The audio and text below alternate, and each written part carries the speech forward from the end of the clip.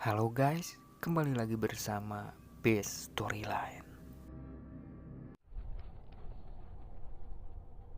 Di sebuah hutan, ada seekor dogi yang sedang mengendus-endus seakan-akan mencari sesuatu yang mungkin bisa ditemukannya. Sesuatu yang mungkin tidak ramah untuk dilihat manusia, yaitu seseorang yang sengaja menggantungkan diri ke sebuah pohon, dan inilah Bridgen.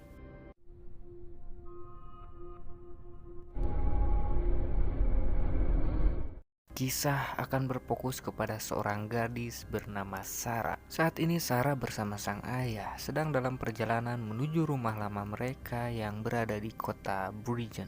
Mereka akan tinggal di sana selama beberapa waktu karena sang ayah yang seorang polisi ditugaskan untuk menyelidiki kasus tentang remaja-remaja di kota tersebut yang meninggal secara misterius. Dalam beberapa masa sebelumnya, telah terjadi 23 kasus kematian para remaja dengan cara yang hampir sama.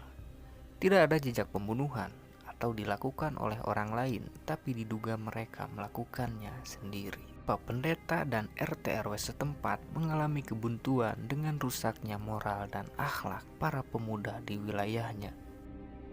Di hari pertama Sarah sekolah, tidak ada yang aneh dari siswa-siswinya. Mereka terlihat seperti remaja biasa pada umumnya. Sebuah pendekatan atau perkenalan terhadap teman baru mungkin lumrah dilakukan seperti seorang pemuda bernama Agus yang menyapa Sarah seusai bubaran sekolah.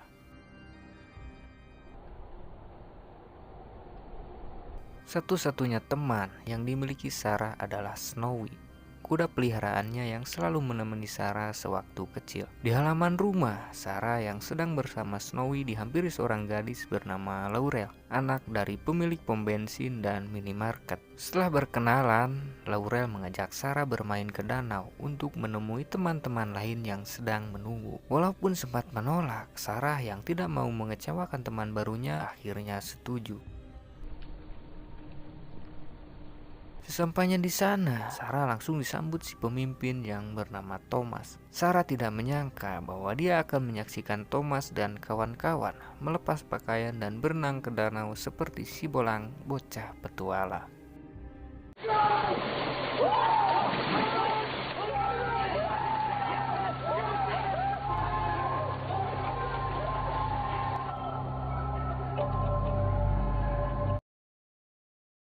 Sarah yang lugu dan polos hanya terdiam mematung dan tersenyum menyaksikan kelakuan teman barunya yang menurut Sarah itu adalah hal baru yang disaksikannya. Setelah puas berenang, seorang pria bernama Jamie mengajak Sarah untuk pergi ke sebuah klub menanti malam. Di tengah perjalanan pulang, Thomas dan kawan-kawan berhenti di sebuah tempat meninggalnya teman mereka yang di scene awal tadi. Mereka semua terdiam sejenak sampai suatu ketika Sarah kaget dengan Thomas dan kawan-kawan mulai berteriak memanggil nama Mark, teman mereka yang sudah mati. Sontak hal itu membuat Sarah risih dan memutuskan untuk pulang sendiri. Mark adalah orang yang ke-23. Tidak diketahui alasan Mark melakukan hal demikian karena tidak ada catatan apapun yang merujuk Mark melakukan hal tersebut. Kenakalan remaja di sana telah melebihi batas. Beberapa hari sebelum Mark gantung tali, Mark dan teman-temannya membakar sekolahan dan memukuli para reporter yang akan meliput di kotanya. Berdasarkan perkataan keluarga Mark, sebelumnya kakek Mark atau si Abah pernah mencegah Mark melakukan hal demikian di kamarnya berkat Mondi atau dogi peliharaan Mark yang memberitai si Abah jika Mark bertingkah aneh. Namun tanpa sepengetahuan siapapun, Mark melakukan COD di hutan yang berakhir ditemukan oleh Mondi atau doginya sendiri. Di kantor polisi, ayah Sarah mendapat info dari rekan yang mengatakan bahwa mereka menemukan sebuah grup chat yang digunakan para remaja untuk berdiskusi. Namun tidak ada yang aneh dalam obrolan mereka.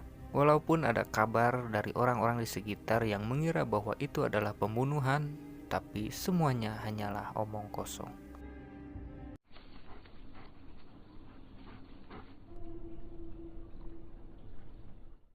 Singkat cerita, di malam yang poek, Sarah ikut bersama teman-temannya melakukan aksi gila dengan membuat kabur kambing-kambing milik tetangga. Berteriak-teriak membuat kebisingan yang mengganggu ketenangan. Sarah yang sudah masuk ke lingkaran Bantangor pun mulai menikmati alur kenakalan teman-temannya bagaikan si kuning yang terbawa arus.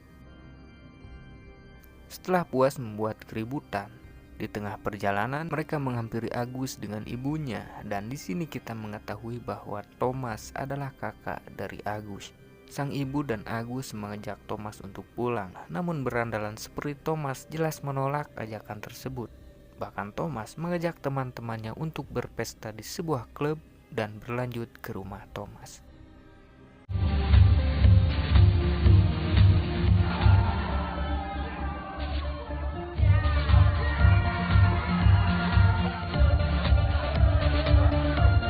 Mulai berani mabuk-mabukan, bahkan sempat dicium oleh Thomas. Sarah kini semakin jauh masuk ke dalam lingkungan brutal. Namun beberapa saat kemudian, ayah Sarah datang untuk menjemputnya pulang. Walaupun mengetahui anaknya mabuk, sang ayah tidak marah karena mungkin masih memaklumi Sarah yang baru mempunyai teman. Gadis itu bukannya tidur, tapi malah menyelinap keluar lewat jendela untuk pergi ke rumah Thomas. Pembangkangan Sarah mungkin tidak secara terang-terangan, namun itu bisa menjadi bukti perubahan sikap secara perlahan. Semua orang telah pulang, yang ada hanya Thomas yang masih terjaga. Dalam keheningan malam, Thomas meminta Sarah untuk berputar dan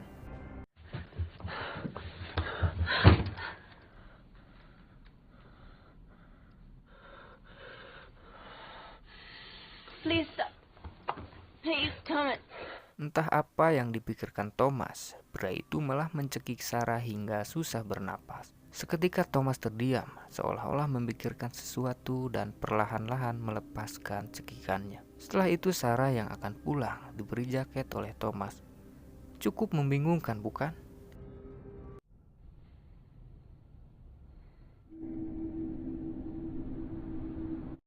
Di esok harinya, Sarah diberitai oleh Jamie bahwa Thomas telah meninggal gantung tali. Sarah hanya terdiam membeku mendengar kabar tersebut. Dia tidak menyangka bahwa kemarin malam Thomas baik-baik saja, yang walaupun sedikit bertingkah aneh. Sarah memang tidak banyak bicara, namun dalam sikapnya terlihat begitu terpukul atas kematian Thomas. Dengan memakai jaket pemberian dari Thomas, gadis itu pergi ke kantor polisi untuk menemui sang ayah. Ketika melihat kantornya kosong, ia pun masuk ke dalam dan Sarah begitu terkejut melihat ayahnya yang sedang berkebun.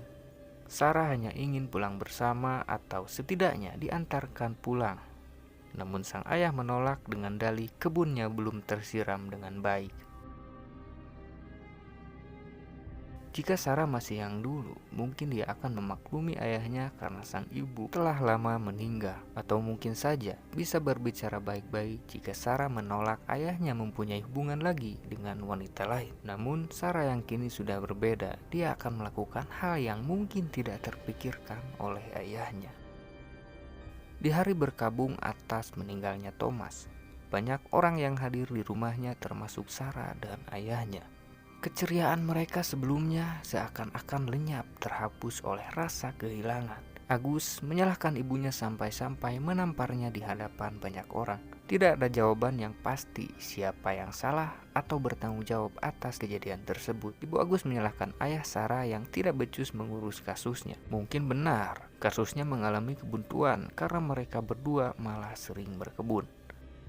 Kabar mengenai grup chat juga memang benar. Para remaja menggunakannya untuk berdiskusi, untuk melakukan aksi-aksi nakalnya. Dan untuk teman yang sudah mati, mereka dibuatkan gambar bertulisan RIP dengan nama si mendiang. Di pagi hari, Sarah melihat kedekatan ayahnya dengan ibu Agus semakin kesini semakin kesana. Tidak banyak berkomentar, Sarah pun mengabaikan mereka lalu pergi ke rumah Jamie. Sesampainya di sana, Jamie dan Agus mengajak Sarah jalan-jalan mencari udara segar untuk sekedar melepas sejenak masalah-masalah di pikiran mereka.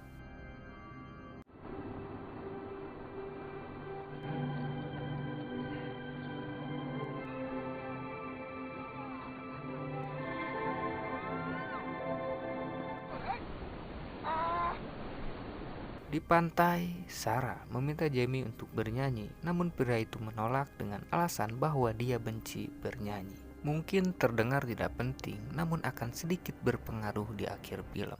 Hari yang cukup menyenangkan bagi Sarah. Tidak ada kebrutalan, tidak ada aksi aneh yang dilakukan mereka.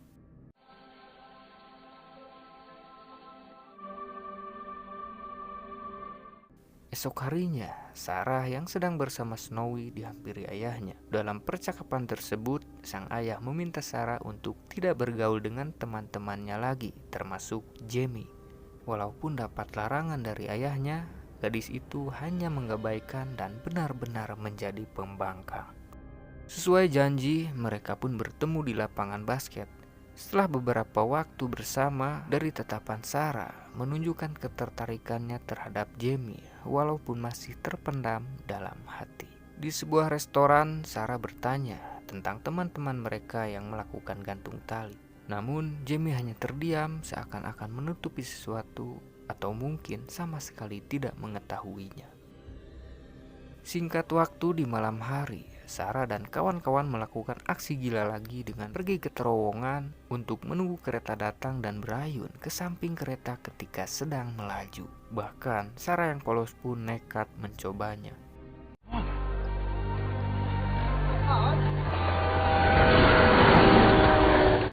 Setelah itu di perjalanan menuju danau, mereka melihat para polisi termasuk ayah Sarah sedang mengevakuasi mayat wanita yaitu Laurel. Mereka semua terkejut termasuk Sarah yang sangat dekat dengan Laurel.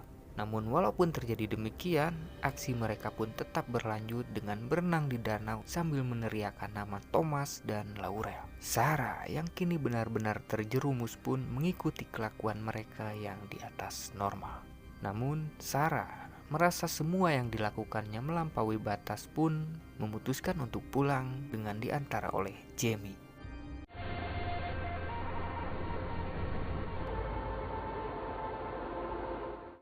Di pagi harinya, ternyata Sarah baru diantarkan pulang dan sebelum Jamie pergi, Sarah pun memberikan kalungnya sebagai azimat. Kenakalan Sarah membuat ayahnya kesal sampai-sampai menamparnya. Pergaulan yang kurang sehat sangat berdampak kepada diri seseorang. Ingat itu, brother. Merasa terlalu berlebihan, sang ayah menyesal. Lalu kemudian menghampiri Sarah sembari memeluk dan meminta maaf.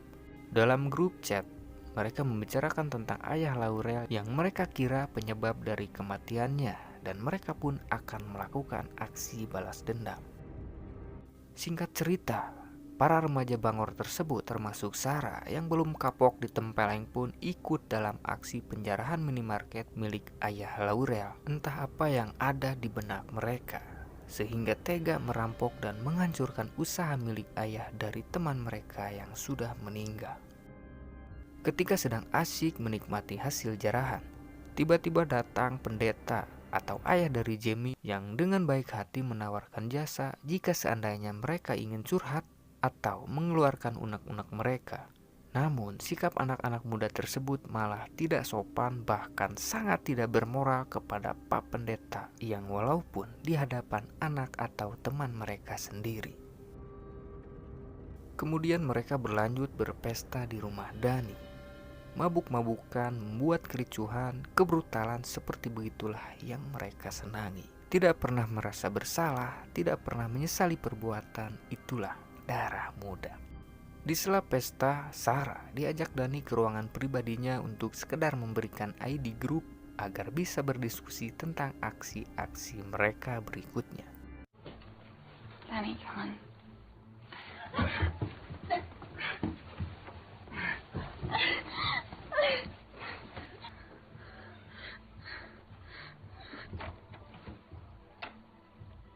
Setelah kejadian tersebut, Jamie yang salah paham pun mengusir Sarah yang membuat Sarah menangis. Saat di rumah, Sarah langsung memeluk sang ayah dan meminta maaf, lalu si ayah mengatakan bahwa Sarah akan dipindahkan ke sekolah berkuda dan tinggal di sana agar terhindar dari lingkungan buruk teman-temannya. Tidak ada jawaban dari Sarah, yang jelas di esok harinya Sarah pun ikut ke sekolah tersebut untuk pendaftaran. Sebuah lingkungan yang mungkin lebih baik dan bisa merubah sikap Sarah seperti sedia kala.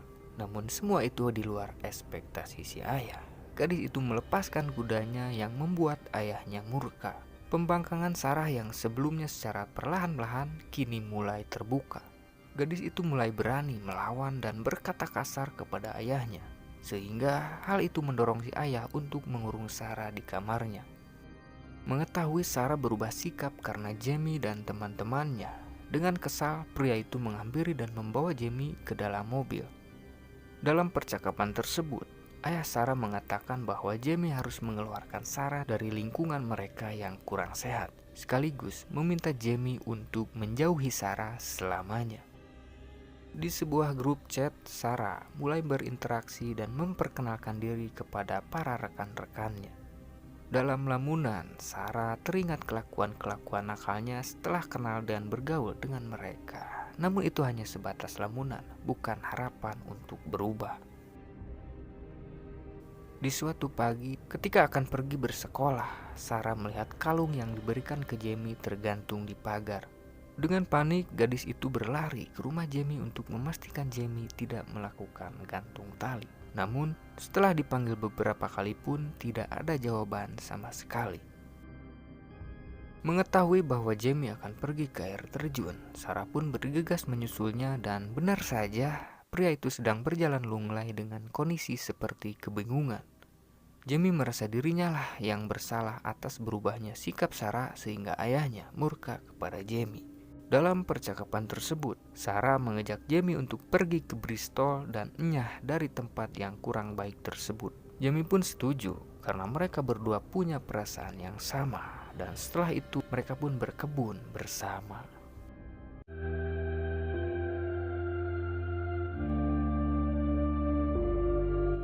Hari demi hari mereka lalui bersama dengan normal tanpa brutal, hingga pada suatu hari Jamie dihadang Dani dan teman-temannya karena mereka telah diberitahu oleh Agus bahwa Jamie dan Sarah akan meninggalkan kota. Sementara itu di rumah sakit, Agus yang sakit tipes pun ditanyai beberapa hal oleh ayah Sarah mengenai kelakuan yang dilakukan mereka setelah berdiskusi di grup chat. Namun si Agus malah berbicara ngawur dan menghina si ayah sehingga Agus ditempeleng saat itu juga. Di malam harinya, Sarah melihat Jamie yang babak belur dan langsung dibawa ke rumahnya. Gadis itu tidak menyangka bahwa Jamie akan mengecewakannya dan mengusirnya. Harapan yang hanya sebuah omong kosong belaka. Tetesan air mata bisa diartikan sebagai harapan yang jatuh atau impian yang tercapai. Dan dalam kasus Sarah berarti tetesan air mata adalah harapan yang jatuh ketika kecewa, marah, dan benci menjadi satu. Sementara itu ayah Sarah yang sudah beres berkebun memutuskan untuk pulang.